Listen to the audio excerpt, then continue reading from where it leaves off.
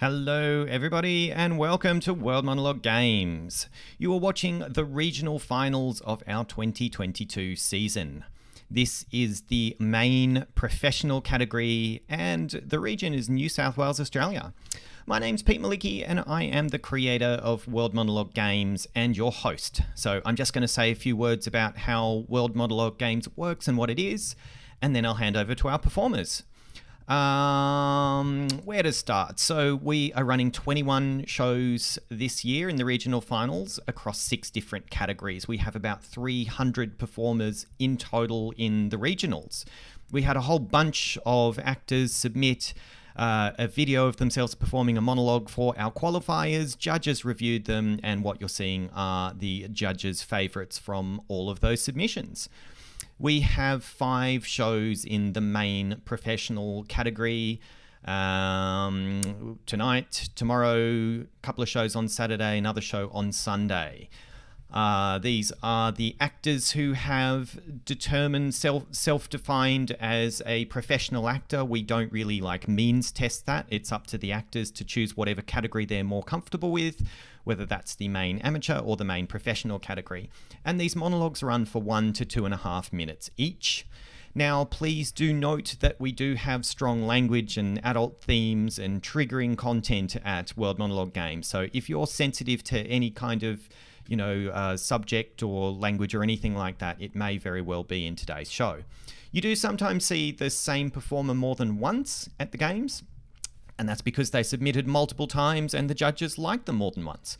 And sometimes you even see the same monologue script being performed by different actors because we simply let them choose whatever material that they'd like to perform. Now, as our viewers, you get to help select who goes through to the global finals, the best 90 performers across the 6 categories. You can vote at the end of the show if you're watching live. There is a voting form that will be available for 48 hours from the end of this broadcast, and you can go in and vote for your 2 favourite performers. But I'll come back on at the end and talk a little bit more about the judging and the voting. For now, if you like the show and you want to support us, just give us a like or a subscription, leave a message in the chat, or leave a comment for the actors if you're not watching live. They really appreciate the support and the feedback. Otherwise, that's all from me. I'm going to hand over to our very talented New South Wales, Australia performers, and I hope you enjoy the show. So here is World Monologue Games Regional Finals 2022, main professional category, New South Wales, Australia.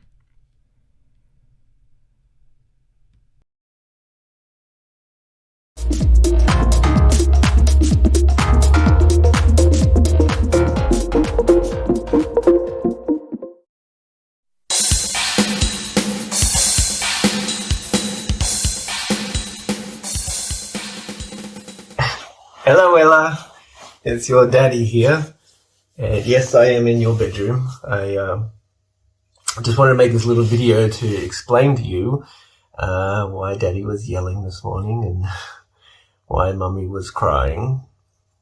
I didn't really know how to explain it, so I figured the best way to do it was to get a little help from Tiger. Hola, speak Spanish. Are you going to be able to do this? Rawr. Okay, just take your time.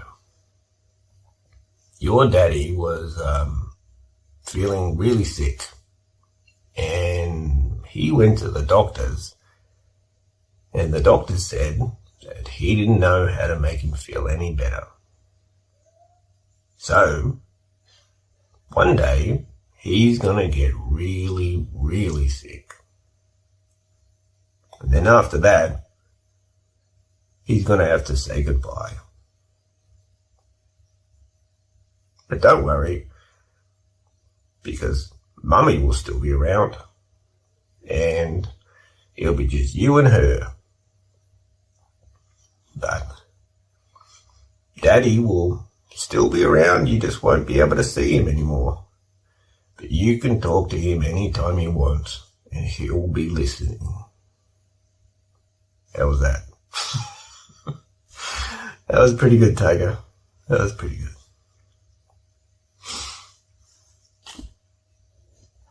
So I don't know how much longer I'm going to be around for, but I can tell you that I'm not going to yell at you again. And from now on, we're going to have so much fun. We're going to have such a journey, and we're going to cherish every moment. Just you, me, Mummy, and Tiger. Yes, and Tiger, you can come too. When are we going to do that? Well, we could start now.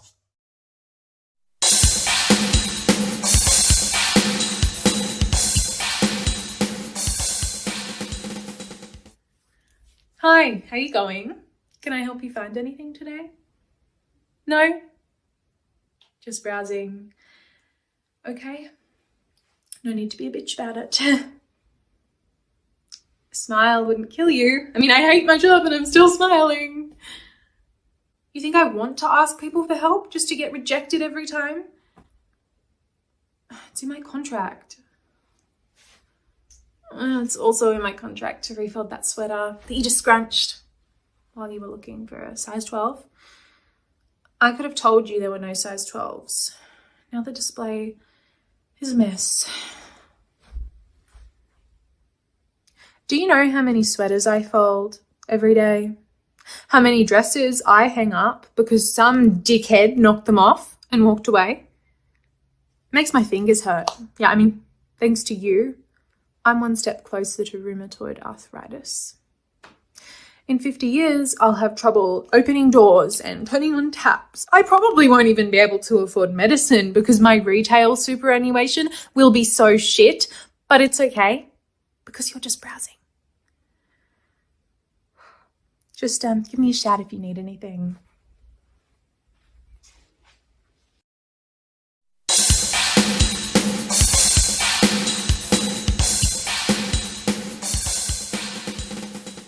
When I got here, the first thing I saw was somebody's feet. So I got out of my vehicle and I raced over. I seen what appeared to be a young boy, 13, 14 years of age, because he was so tiny laying on his back. And he was tied to the end of a pole. The young man, Matthew Shepherd, was covered in blood. There was blood all over him. The only area where he appeared not to have any blood was on his face, where he appeared to have been crying down his face.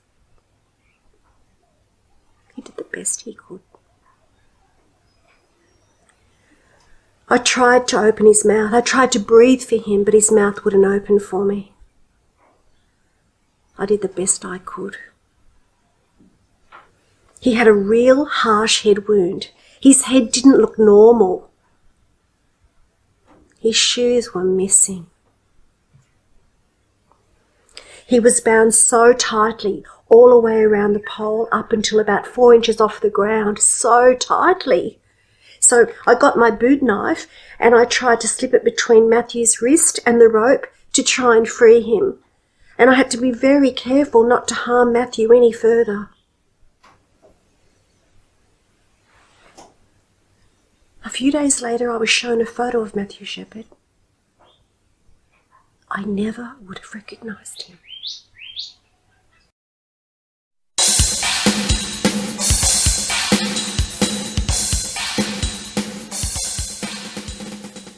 Sorry, I don't remember him. But I mean, we get hundreds of faces in this bar every night, so... Tell you what though, he does have some kind-looking eyes. I mean, those are the kind of eyes that you would probably let yourself be talked into doing anything for. You might even let him talk you into going to his place for a drink after work. Nice glass of wine. Maybe even a little kiss, because you think, what the heck?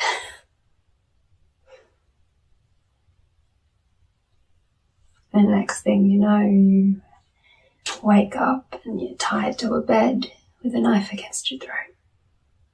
And he's over you and, well, All you can think about is that your mum told you that your first time would be magical. And even back then, you knew that was bullshit because you're not an idiot. But you never thought it'd hurt so much. And those eyes are just looking at you. But they're not kind anymore. In fact, they're cold. They look like there's no soul behind them at all. And all he can say as he thrusts into you is, "Good girl. Be a good girl. That's it. Be a good girl. It'll all be over soon." And you are. Because you want to live. But you tell yourself that if he does let you go, and you do survive this, and he is ever stupid enough to walk into your bar again, then you will get your own knife. And you will slit his fucking throat.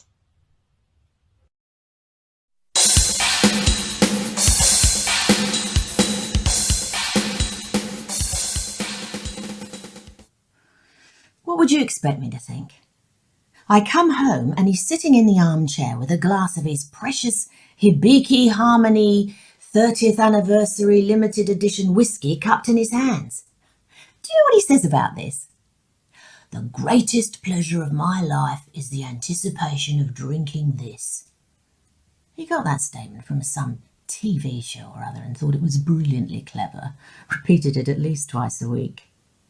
So when I saw him drinking it, and I'll add that this is a $5,000 bottle, I could only assume the worst. The board have finally sacked him, and he can't bear to live with the indignity. Well, why else would he have opened his treasured whiskey? He didn't drink it when we got married, when our daughter was born, when he became CEO. So either he's about to top himself, or he's got stage 4 cancer and wants to go out happy. I rush over to him and I smack it out of his hands. I know. There's no reason for me to do that, but I panicked and my reflexes took over. "What are you doing, you crazy bitch?" "What are you doing, Malcolm? I know there's only one reason you'd be drinking that. You're going to kill yourself." He composes himself instantly. Amazing that he could always do that. Walks past the $600 whiskey stain on the carpet, fetches a new glass from the cabinet, sits back down and pours himself another serving. There's $1,000 swirling around in there. "I'm celebrating 2 incredible things," he says. "The deal finally came through, and I'm a majority shareholder now. I just became a billionaire." Oh, wow. "Number 2, I'm leaving you. The house is yours, but I'll be gone tomorrow. Now fuck your wrinkled ass off out of my sight while I finish my hibiki." Turns out he wasn't a billionaire for very long.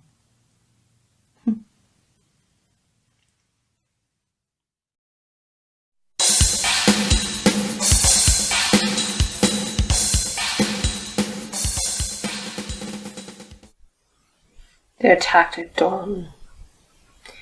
I woke up and the screams were already overwhelming. I could smell fire. I could hear fire. It was chaos. It was brutal. They killed all the men without flinching, without thinking, without feeling.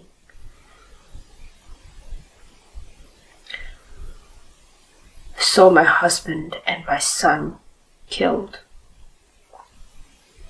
They were together. My daughter, who is 5, was ripped from my arms and taken somewhere. I haven't seen her or heard where she is, or whether she's alive or anything. 12 months now. I know she's alive. I can feel it. I have to find her. Please don't kill me.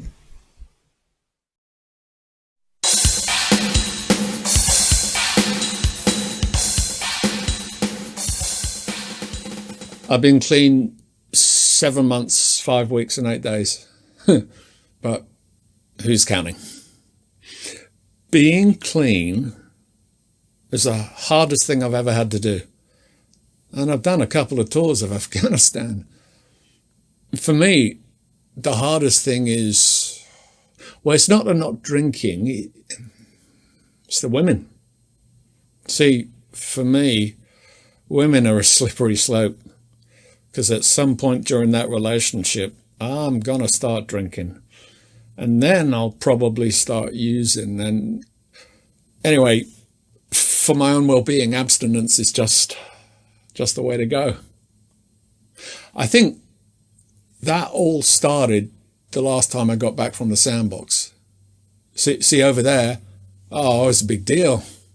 I was a big soldier boy, but it turns out in civilian life, I'm nothing more than a washed-up ex-soldier who suddenly couldn't get it up for his wife. So in order to compensate, I started to drink. Then I started to use. And I lost my marriage and things spiraled a big time. Anyway, I'm starting to feel like there's light at the end of the tunnel now. I've done a lot of work and my anger's in check, and the PTSD attacks are few and far between. And so things are good. But here's the thing. I've met this woman. I didn't go looking, and she didn't just chase me. It just happened, okay? And it's crazy how well we get along. I mean, she is like the woman I've been looking for my entire life. We spent the day at the beach yesterday with her and a bunch of friends, and I wanted to drink so fucking bad. I didn't. And I guess that's half the problem, really. I haven't told her yet. I don't know how. What if she runs away when she finds out I'm a recovering addict?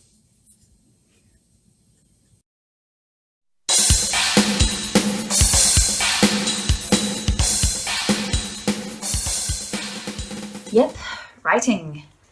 Writing. That's what's going on here. Doing a spot of the good old writing.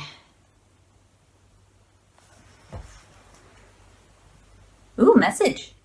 Hey babe, yada yada yada, lol, see you tomorrow, ho. Eggplant emoji. Love that girl. Okay, writing. My bowl.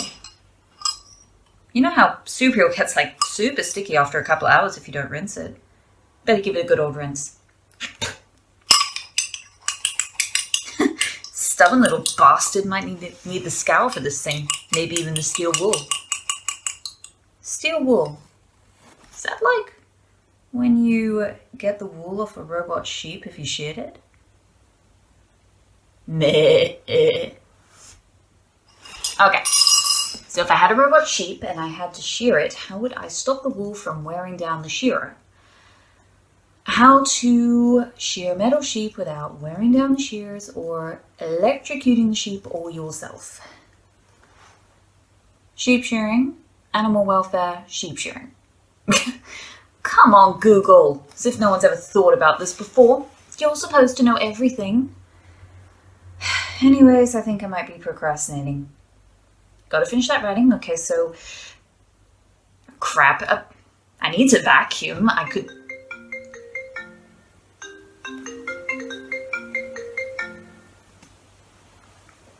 Hey, Dad. Yeah, I'm still working on it. No, it's going kind of slow, but it's going okay. I think so. I mean, yeah, of course it'll be done. Read it? Like, out loud? But it's still a work in progress. Okay, so Hi everyone, as you probably know, Bianca was my mum. She lost a long battle with breast cancer last week. That's all I've got. I know it's tomorrow. It'll be done, I promise. It's just... writing makes it real. Do you think maybe if I don't write it, it won't become real? Can I just not do it, Dad? Please.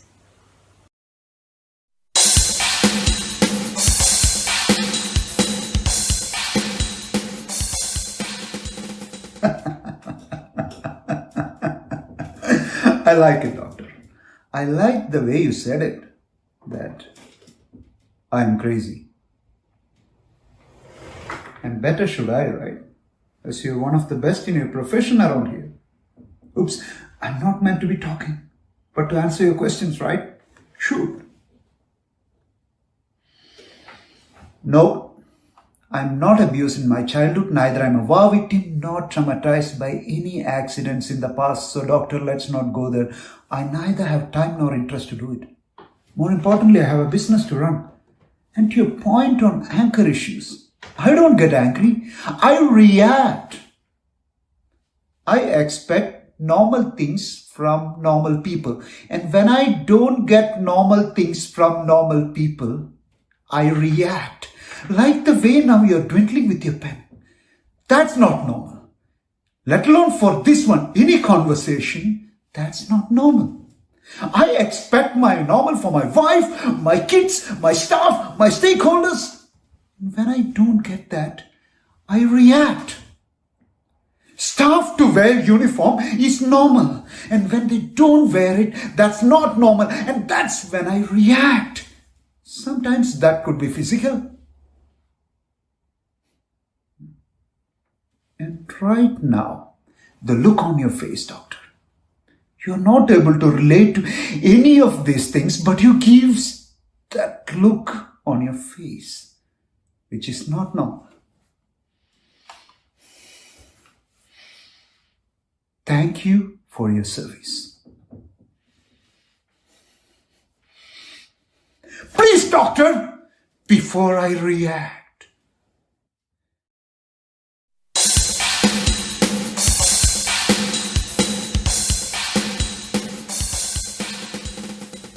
Yeah. All these years later, I still remember every single moment of that day. It was so hard. I remember waking up in the hospital ward. The sun was shining through the window and my doctor was sitting in a rocking chair looking out over the city. And they brought my little baby into me. I nursed him for 2 hours, stroking his little face and holding his little fingers. He was so beautiful. He was just perfect. But he was so still. And in that 2 hours, it was like somebody picked up the whole room and took it into a completely different dimension because no one said a word. It was absolute silence. And I treasured the only 2 hours I would ever have to hold my baby. And then everyone got up to leave and this lady called Deb wandered over and she looked at me. And then she looked at Jamison and she said, I think he's an old soul. I don't think he needs to do this life again. He's just passing through. He doesn't need to do this shit again.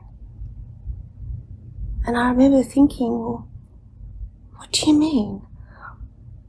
What do you mean he doesn't need to do this shit again? My baby's died.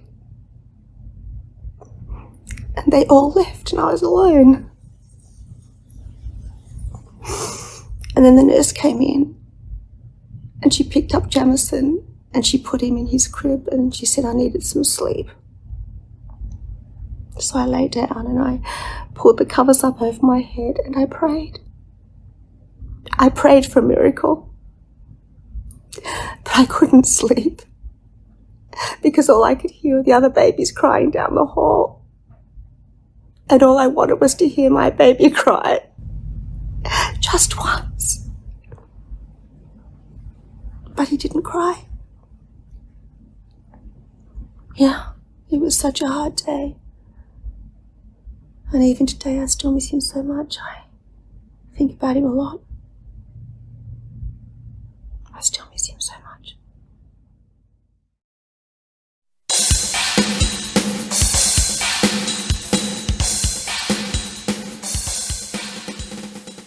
Fine! You really want me to talk so bad. You want to know why I haven't said anything for almost 20 minutes now? It's because I don't talk to racists. Oh yes, that's what I said. Racist, bigot, prejudiced person. Don't give me that look. What do you expect me to think? Here we are, sitting in customs, you standing over me, trying to intimidate me with your 400 pounds into what? Admitting my elderly mother is a terrorist? Because she's using medication? How strange for an 80-year-old. Because she's the wrong colour. If you ask me, she is the wrong colour. Wrong colour, wrong age, wrong gender, wrong career, wrong everything. Because people like you love making life so hard for people like us. I can't imagine what my mother has done that would require you to put my whole family in custody for hours. But I'm done talking to you, sir. I have nothing else to say.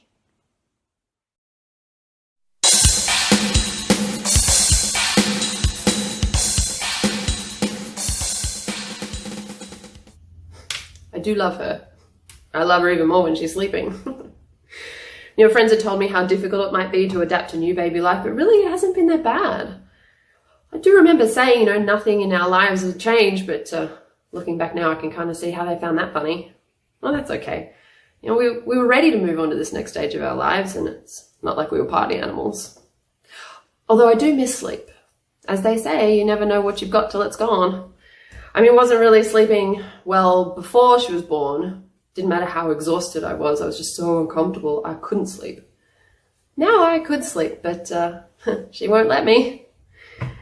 It seems now every hour I'm awake revolves around her. You know, feed times, nap times, change times. I feel like I'm, you know, constantly changing her clothes from a poo explosion or a wee flood, both. Or she's thrown up her milk, you know, because if I don't burp her well enough, up it all comes. And it's change clothes again. And feed again because she's thrown up everything I've given her, which is hard to take because, you know, I don't produce an awful lot. I can handle this, you know. I've broken my day down into 6-hourly stretches and I've just got to get through those 6 hours. Then I give myself a pat on the back and we start the 6 hours all over again. Yeah, I'm sure it's going to get better. Although we were in the middle of Bunnings the other day, she was screaming and this old couple walks by, laughs and says, oh, it doesn't get much better. I don't know how it could get much worse. Because sometimes she cries and I don't know why. You know, I've fed her, I've burped her, I've changed her, she slept, we've cuddled. She just keeps screaming. Yeah, I had her lying on my bed before this, just watching her scream after another change, and this image pops into my head where I pick her up by the ankles and I swing her smack against the wall.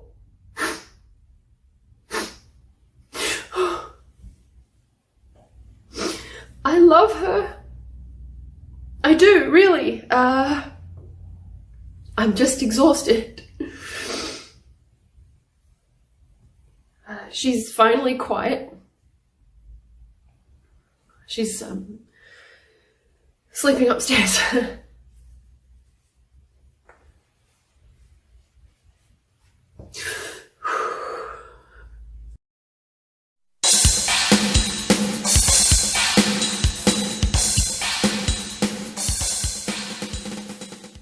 Have you ever stolen anything? An apple from the supermarket? Clothing from a retail store? Come on. You can tell me. You didn't think this is not going to be one way, did you? No. Let me clear it up for you. Shooting fish in a barrel is not a thrill. You can shove a bag full in the grocery store and walk right out, waving to the staff, and they probably won't even look at you. No, I don't do it for the thrill. I do it for the hate. Yeah. Can you imagine my life? I love you, Sister Stranger. You're amazing, Sister Friend. I am inspired by your every word, your every breath, every rose-smelling shit you shit out every morning. You've heard of the Midas touch, right? You know it's a curse. Look, I am not a thrill seeker, my friend. I'm a real seeker. I cannot appreciate the good without knowing the bad, feeling the bad. Which is why I needed people to hate me. Problem was that shoplifting didn't quite work out the way that I'd expected. Those imbeciles that started a Free Winona type campaign, they said I was sick or depressed or whatever excuse they'd made for me. That's how much the mud wouldn't stick. So maybe now you'll understand why I did what I did. And yes, she's a child, and yes, she's disabled. Heavily disabled. But her arm wasn't good, man. It sucked. And people only liked it out of sympathy.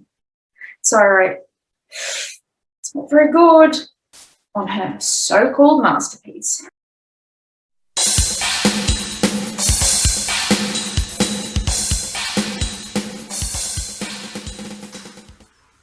Going to jail. I went from playing in bars to playing behind bars. I got the gold, platinum, criminal records. Yeah, it works well. I think I just went a little too much. I think out of control with substances. Being a coward, compensating for my father's death, it caught up with me. It's better to learn from my mistakes than mistakes from others. At that time, I thought it was the Son of God. It was glorious. Best 2 years of my life. It was shocking to all of a sudden with the release of Bloody Kisses that 80 of the hottest women waiting outside of your bus. The B-49 in Manhattan Beach doesn't start here, sweetie. Yeah. They go to my head a little bit. Thinking I was immortal. This and that. And my family getting together and saying, well, listen, we'll get him.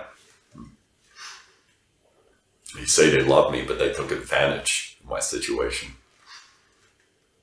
I think it's fucking disgusting. See, I used to have 5 older sisters. I used to. Now I don't. And that makes me very sad. I mean, honestly, who has you kicked out of your own house on Christmas Eve and sent to Kings County Hospital G-Ward, the fucking nut house, and then rehab because they love you so much? Yeah, they say they care. They say I had to reach rock bottom. Well, who the fuck are you to tell me I had to reach rock bottom? Fuck you! Half my family are drug addicts. Did I ever tell you how to live your life? The worst thing the system could have ever done was to send me to jail. What else do you have to do with your time than to learn how to rob houses, speak to other criminals? It's the worst thing, and now, I mean, they should have killed me. See, they've unleashed me upon the world. Big mistake. Now I've just learned to become a better criminal.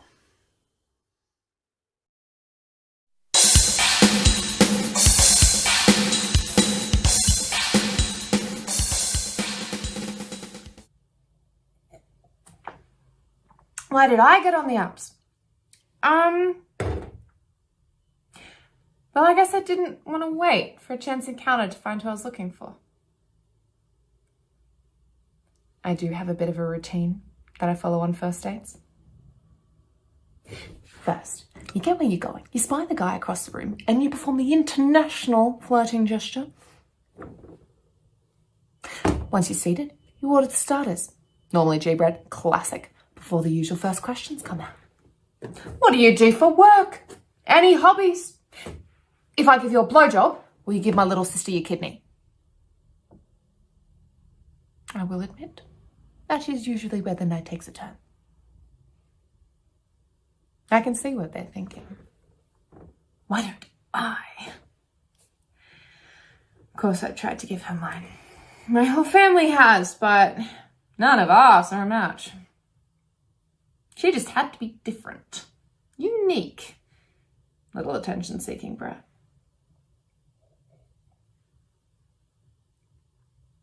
She used to love climbing. I remember this one time. She was climbing this old cherry tree that used to be just outside our house, and she climbed up so high. I yelled at her, "Come down or you'll hurt yourself." She didn't listen. Said she was a bird and that nothing could bring her down. 2 minutes later, gravity did. She broke both her arms and fractured her collarbone.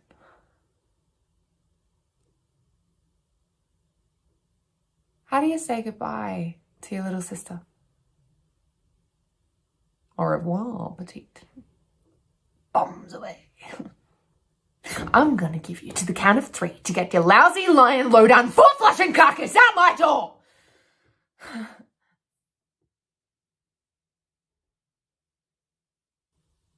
I'm not ready to let her go.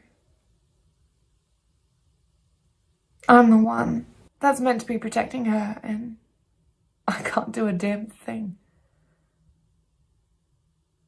So. Dessert.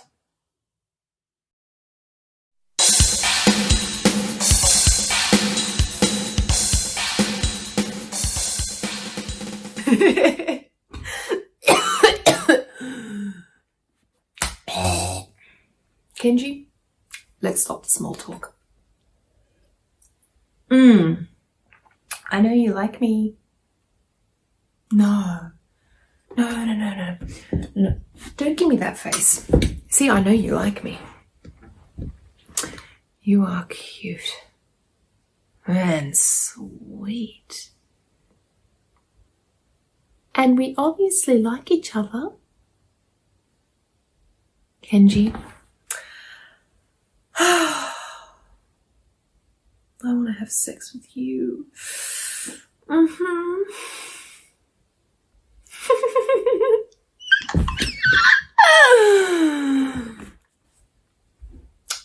Excuse me?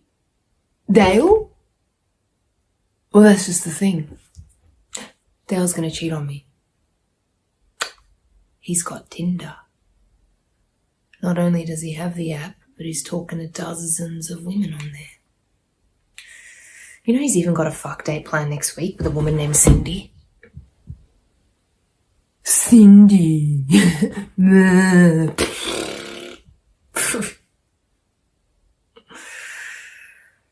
So if he's going to cheat on me, then I want to get in first. A preemptive marital strike, you know?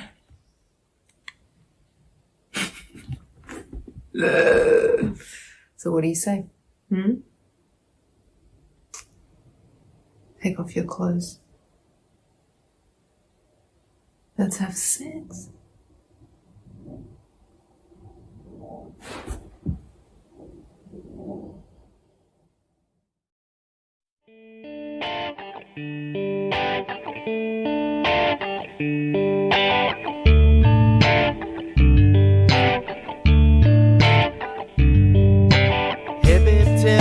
What you wanna be, float your mind and listen to the beat. Rocking to the levels, you're so fortunate free.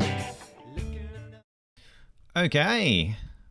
Massive congrats and thank you to all of our amazing performers from New South Wales, Australia in the World Monologue Games Regional Finals main professional category. So we have the voting opening up in a second, but before I publish a link to the voting form, I just want to do a couple of quick plugs to some other World Monologue Games activities. We have just opened entries for the World Monologue Film Festival. Yes, we also run a film festival. So this is kind of like the focus of World Monologue Games is really on the acting. It's just purely, we ask our judges and our viewers to consider the acting. Don't worry about the technical setup, even though there were some very nice looking productions today. Like, the performers have some great gear, obviously, but that's really not the emphasis. It's all about the acting. But with World Monologue Film Festival, it is creating a film. So we do consider the entire production, as well as the script, as well as the performance. It has to be one continuous shot. There has to be camera movement. There can only be one performer on screen, and it needs to run for 1 to 2.5 minutes. So we have we've given quite a long entry period this time. Normally we're only open for a couple of months. This time we're open for about 6 months, I think. So there's an early bird offer available all the way through to January. So if you're interested in giving a filmmaking festival a crack, we'd love to see an entry from you. So you can find a link in the description of this video to the World Monologue Film Festival. We also have 7 more days to register for Last Man Standing. This is a World Monologue Game challenge where at the beginning of November, we send out a script every single day, and you have 24 hours to learn, film, and submit a performance of that script. So it's pretty tough. And if you're still standing in December, if you manage to submit every single day, then we go into sudden death mode, where we get a little bit more hardcore and up the ante of the challenges. That's enough of that. So what I'm going to do now is I am just making an update to the description of this video on YouTube, and now the voting form is published. So if you're watching live, you will need to refresh the page, otherwise you will not see it. And that's going to be there for 48 hours. So you can go in and click on the link to the voting form and select your 2 favorite performers. You have to pick exactly 2. Quick reminder to the performers, please do not share a link directly to the voting form. Share a link to YouTube and tell people to go to the description, because we don't want people to just, do a social media popularity contest and not even look at the show. What else do I have to say? That's about it, really. You've got 48 hours to vote. Pretty sure I already said that. We do have another 4 shows in the main professional category coming up tomorrow at 8 p.m. Australian Eastern Daylight Time. That is for Sydney, Australia. And we have 2 shows on Saturday, 8 p.m. and 10 p.m, and a show on Sunday. But that's about enough from me. Thank you very much for tuning in. It's great to have you here, and hope you enjoyed the performances. Some really great talent here in New South Wales, Australia. Great stuff. All right, guys, I hope to see you tomorrow at the next show in the main professional category. Ciao.